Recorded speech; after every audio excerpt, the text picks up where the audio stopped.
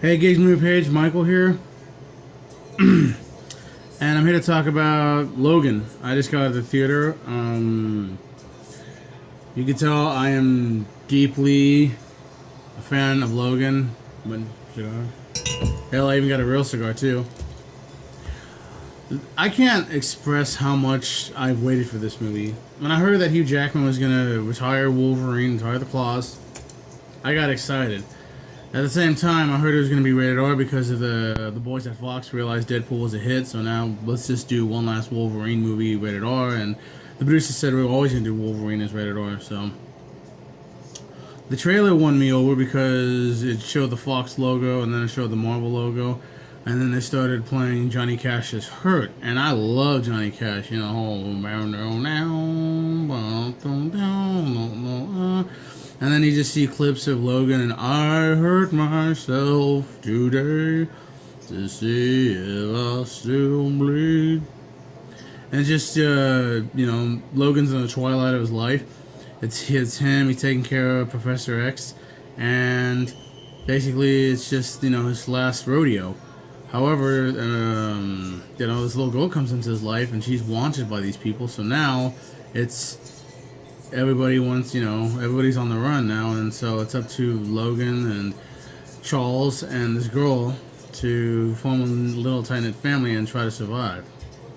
And then, of course, just the trailer ended with him just saying to himself, Logan, there's still time. And so that's what won me over. I mean, the Johnny Cash bit, and of course, the fact that this looks like a bit of a Western, a la Shane, and a couple other films. Some people said it was The Last of Us. I'm like, get out of here with that shit. I kind of look at it as kind of like The Professional, but that old Jean Reno, Luc Besson, Gary Oldman, Natalie Portman movie. So rather than just telling you the whole damn plot of what happens, it's very simple. The story goes that it's the year 2029, 5 years after the events of Days of Future Past, that happy ending we had. Shows a bleak future where mutants are dying left and right. Mutants are officially gone, and the only two left are Logan and Professor Charles Xavier, and another man named Caliban. Hugh Jackman and Patrick Stewart return, of course, and they are joined by Stephen Merchant, British comedian actor who's playing Caliban, who is kind of like an albino vampirish mutant who could track mutants, and also has been Charles's caretaker. Charles has been dealing with Alzheimer's, and he also has moments where people have seizures, due to his special powers. Logan is working in El Paso and several other places, like in Texas, has a chauffeur, and a chauffeur's license says James Howlett, even though we all know him as Logan. He's just trying to save enough money in this scene that was filmed for the commercial. He's trying to save as much money as he can so him and Charles can go live out at sea on a boat in Mexico, the Sunseeker. While this is happening, he's just doing everything he can, just having his life. Also, Logan's healing ability is leaving him. It's leaving him because the adamantium in his body is slowly killing him, unfortunately. And while this is happening, they end up meeting this woman. This gal tries to tell Logan, I need your help, and Logan is not hearing any of it. He just says, I don't know who the hell you are, stay the fuck away from me. And ultimately, while this is happening, he realizes she has a young girl named Laura, played by newcomer Daphne Keane. We know her in the comics as X-23. I'm going to stop right there, because there's a lot of stuff I don't want to give away in the movie. So I was happy with the casting choices. A lot of people were wondering what's going to happen. Who's in here, who's in this one. Between Hugh and Patrick Stewart, you had Daphne Keane, British actors Stephen Merchant and Richard E. Grant, up-and-coming actor Boyd Holbrook. He's been recently cast, and he's filming The Predator in Vancouver right now for Shane Black. He did a pretty damn good job as the main antagonist, Donald Pierce. Trying to think what else is in this. Eric LaSalle from ER has a smaller part in this. It's like, wow, I haven't seen you in ages. Elise Neal from Hustle and Flow's in it as well.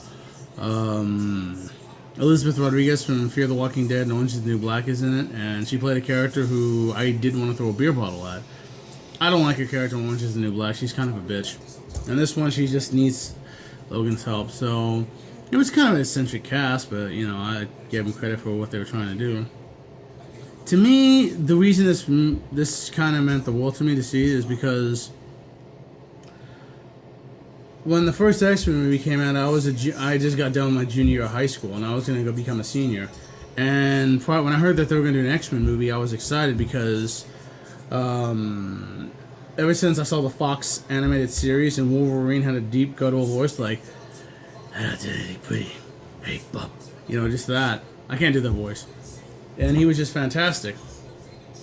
And the show was just great. And then of course I can't remember what movie I saw, but I saw the first trailer and it blew me away. It's before YouTube, and I could just watch trailers. No, this trailer came out and it blew me away. I thought Bryan Singer was going to ruin it. He did a damn good job because he respected the comics and he respected how things should go. And my biggest concern at the time was they cast this unknown Australian actor named Hugh Jackman to play Wolverine.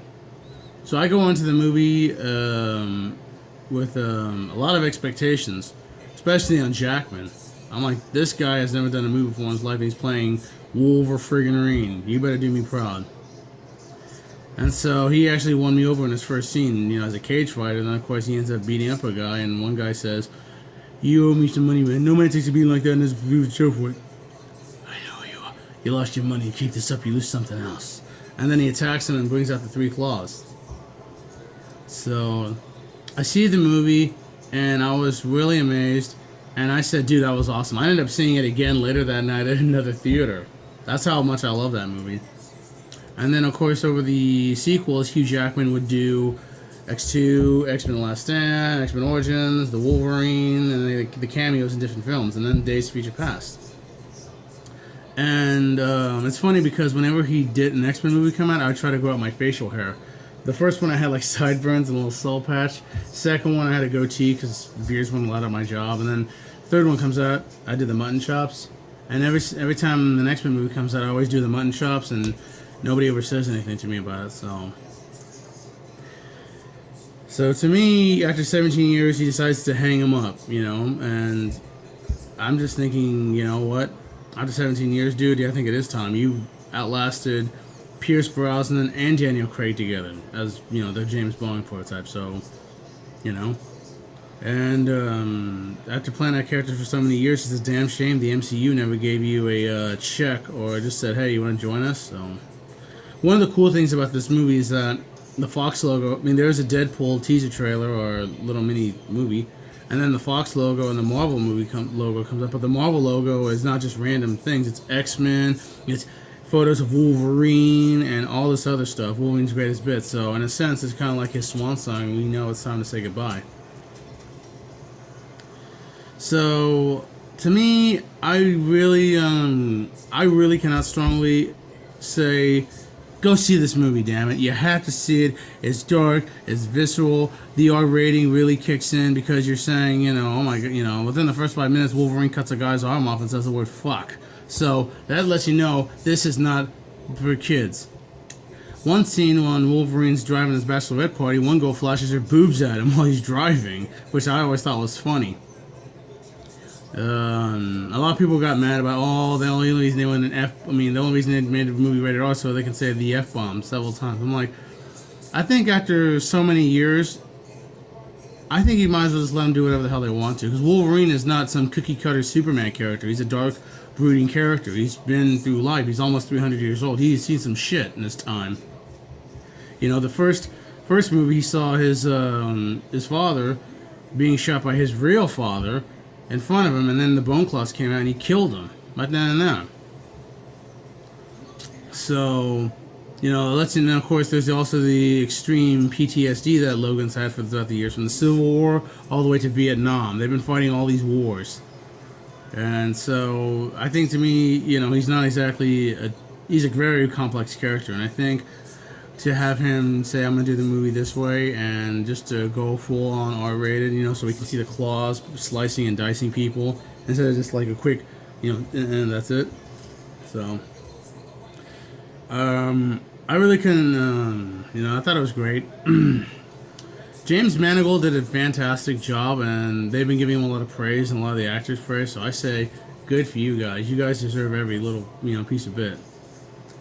A lot of, you know, there's a little subtle winks here and there about X-Men. They don't mention any of the originals. They don't mention Jean. They don't mention Scott. They don't mention, what was his name? They don't mention Storm. They don't mention any of the original guys. I mean, little tidbits here and there, but it's not like the core cast is not mentioned. There's no Sabretooth. There's, I mean, there's a lot of stuff, like little Easter eggs and little nudges, and of course one big twist, but I don't want to give it away, because I'm not that kind of guy, so. I will say this, though. They do play a Johnny Cash song in the movie, so they did me proud. So, with that being said, just go see it. That's all I could say.